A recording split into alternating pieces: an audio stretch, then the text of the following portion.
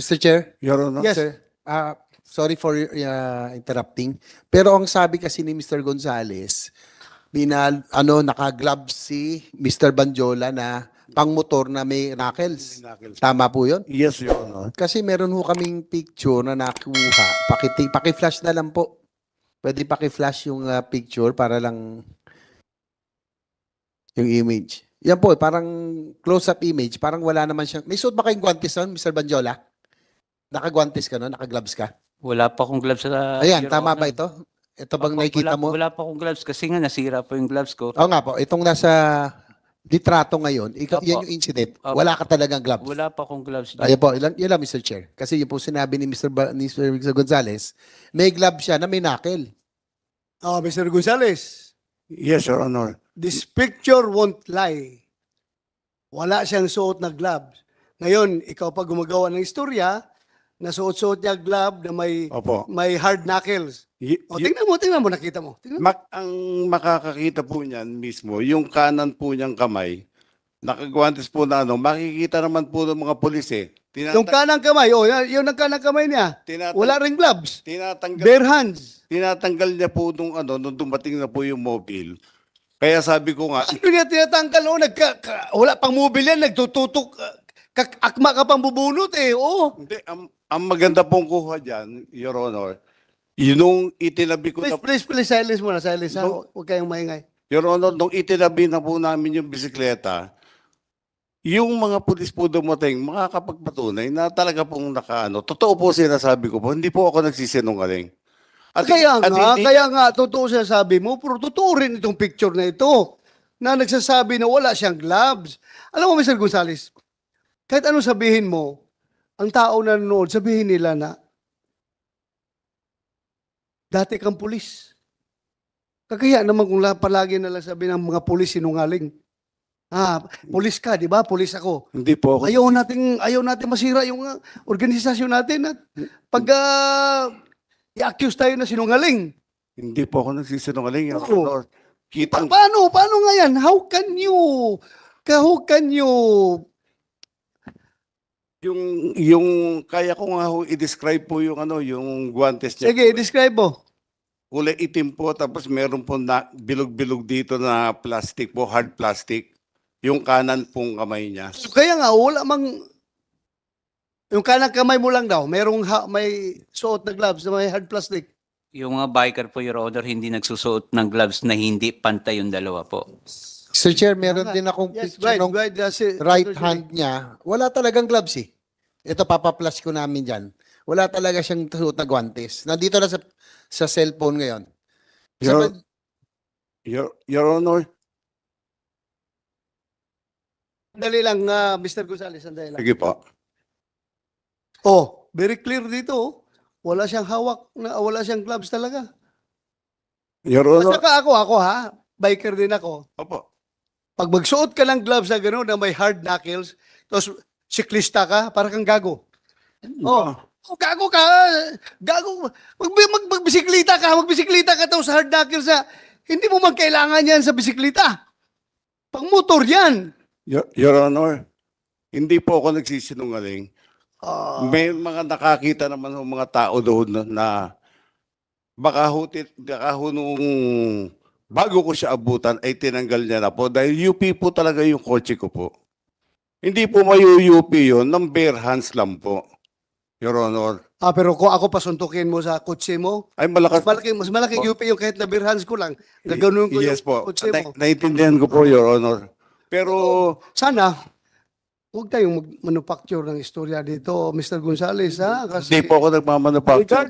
regardless kung nasabi mo niya sa ibang forum na naniniwala sila, not in my committee. You cannot fool this committee, ha? Yes, Your Honor. Very clear yung nakikita doon sa picture na wala siyang gloves. Yun nga ho ang problema ko. At the time of the incident po, magkaharap po kami. Nung sinuntok po niya, harap po ako. Malapit po ako sa kanya sa distansya niya. Kaya kitang-kita ko po, naka-gloves po siya. Mamatay man po ang buong pamilya ko. Hindi So, po kung ako idamay pamilya mo nagsisinungaling. sa kasinungalingan mo, Hindi po ako nadamay mo pa yung pamilya mo. Hindi po kasi ako nagsisinungaling, Your Honor. Pamilya mo, idadamay mo kung magsinungaling ka. Yan o. Tingnan mo yung picture na yan o. Oh, walang gloves yung right hand niya. Sa incident na po yan, Your Honor, second incident, Your O Honor. ibig mong sabihin, from yung pagtapik niya ng kotse niya, tinapon niya yung gloves niya, tapos tuloy-tuloy siya magbike. Ang mahal ng gloves na yun ha, yung may nakil, itatapon niya. Hindi ko po alam kung nilagay niya po sa belt bag niya o saan po. Pero basta ako po nagsasabi po ako ng totoo sa inyo, Your Honor. Mataas po respeto ko po sa inyo. Yes, yes. Wala na tayo dyan sa respeto. Ako rin, nagrespeto rin ako sa iyo. Kapwa tao kita. Nagrespeto ako sa aking kapwa. Pero kung halata naman masyado na nagsisinungaling ka dito, I cannot out of respect to this committee, hindi ko rin tatanggapin yung sinasabi mo. Hindi rin ako maniniwala talaga. Sige lang, continue. Anyway, after that, please. Tapos po, sumakay po ako sa kotse ko, hinabol ko po sana siya. Nag-isip po ako, baka madamay pa yung trabaho ko, gulo, bagong opera din ako sa spine. Mahina na rin naman ako. Inisip po, gulo pa to.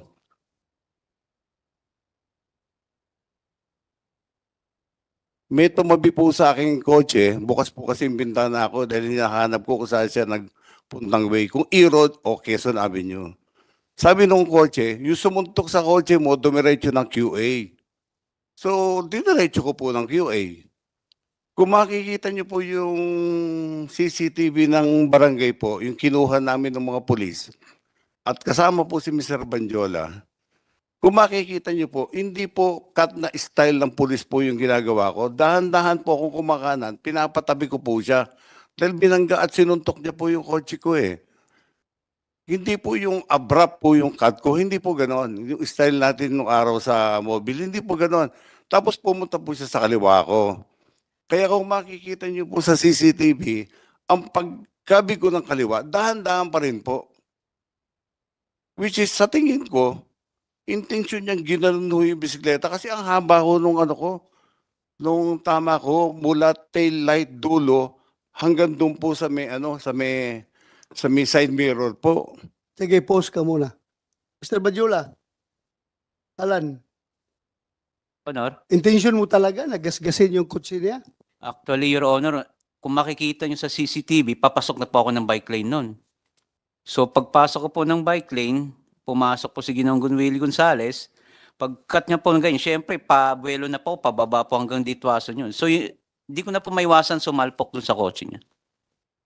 Kaya nagasgasan ko po yung kotse niya. Ipa-play nga natin. Please, i-play the video. Senator JB, please take over. Sandali.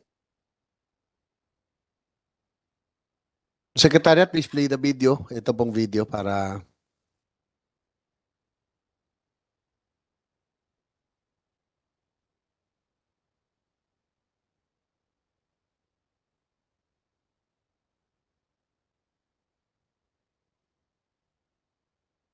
Wala pa?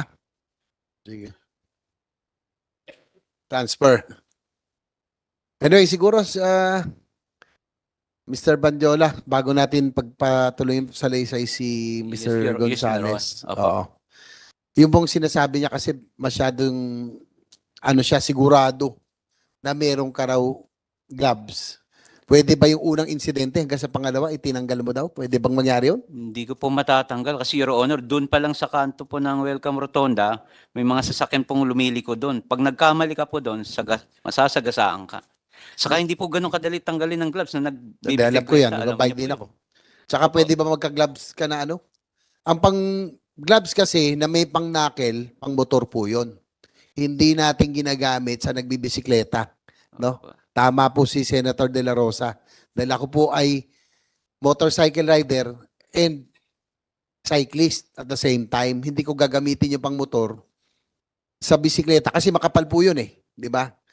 So wala kang, for the record of this committee, wala ka talagang suot na gloves. Wala po. Maski yung mga ano po, alam nila, wala Yung po. pong kiniklaim ng police kanina na merong dent sa kaliwang bahagi ng bubong nung sasakyan ni Mr. Gonzales, doon mo ba tinapik o sa likuran banda? Actually po, ang bike lane sa right side po, Your Honor. Doon Sa right side, Opo. hindi sa kaliwa. Hindi po Yung eh. kiniklaim kasi Mr. Gonzales, nung malapit Siguro na kung kayo, meron, may time ba na pinalo mo din yung ano? hindi po eh. sakyan? Kung Wala na. siguro meron mong pumalo sa kotse ni Ginoong Gonzales, malamang hindi po ako yun. Siguro, ako lang po siguro ang nakita niya that time po. Kaya ako yung Akala- kumpronta. Ayun lang, gusto lang natin tanungin nyo dahil yung sinabi niya. Gusto Opo, natin salamat malaman kung sino to. Yung video please, wala pa?